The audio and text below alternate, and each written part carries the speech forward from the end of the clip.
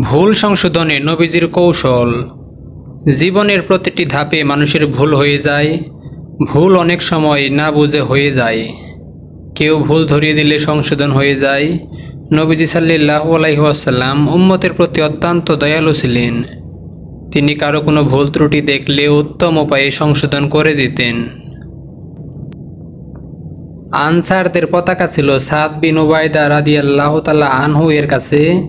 তিনি আবু সুফিয়ানের কাছে গিয়ে যেতে যেতে বললেন, আজ রক্তক্ষরণ এবং মারপিটের দিন। আজ হারামকে হালাল করা হবে।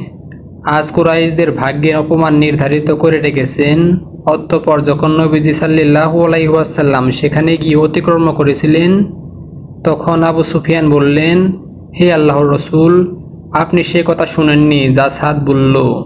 তিনি বললেন, সাদ কি বলেছেন? আবু সুফিয়ান বললেন, এ কথা বলেছে। এ কথা শুনে উসমান রাদিয়াল্লাহু তাআলা আনহু এবং আব্দুর রহমান বিন আউফ রাদিয়াল্লাহু তাআলা আনহু বললেন, হে আল্লাহর রসুল, আমরা এ ভয় করছি যে সাদ আবার না জানি কুরাইশদের মারধর শুরু করে দেন। আল্লাহর রসুল সাল্লাল্লাহু আলাইহি ওয়াসাল্লাম বললেন, না, তা হবে না। বরং আজকের দিনটি হবে সেই দিন যেদিন কাবা ঘরের যথাযোগ্য মর্যাদা প্রদর্শিত হবে। আজকের দিনটি হবে সেই দিন যেদিন আল্লাহ তাআলা কুরাইশদের ইজ্জত দান করবেন। এরপর নবীজি সাল্লাল্লাহু আলাইহি ওয়াসাল্লাম লোক পাঠিয়ে সাদ রাদিয়াল্লাহু তাআলা আনহু এর কাছ থেকে পতাকা নিয়ে তার পুত্র কায়েসের হাতে দেন। উদ্দেশ্য ছিল এটা তাকে বুঝতে দেওয়া যে পতাকা তার হাতেই রইল, তার থেকে বের হলো না। অবশ্য এই কথাও বলা হয়েছে, নবীজি সাল্লাল্লাহু আলাইহি ওয়াসাল্লাম পতাকা নিয়ে জুবাইর রাদিয়াল্লাহু তাআলা আনহু এর হাতে দেন।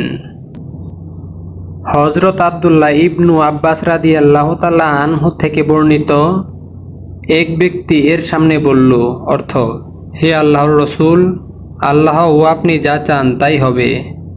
তিনি তাকে বললেন, তুমি আমাকে আল্লাহর সমকক্ষ করে দিলে, বরং আল্লাহ একাই যা চান তাই হয়। হযরত আব্দুল্লাহ ইবনু উমর রাদিয়াল্লাহু তাআলা আনহু থেকে বর্ণিত হাদিসে আছে, তিনি তার পিতা ওমর ইবনুল খাত্তাব রাদিয়াল্লাহু তাআলা আনহুকে একটি দলে পেলেন। তিনি তখন তার পিতার নামে শপথ করছিলেন। একথা শুনে নবীজি সাল্লাল্লাহু আলাইহি ওয়াসাল্লাম তাদের ডেকে বললেন, সাবধান, মহান আল্লাহ তাআলা অবশ্যই তোমাদের পিতৃপুরুষের নামে শপথ করতে নিষেধ করেছেন। যার একান্ত শপথ করার প্রয়োজন সে যেন আল্লাহর নামে শপথ করে, নচেত চুপ করে থাকে।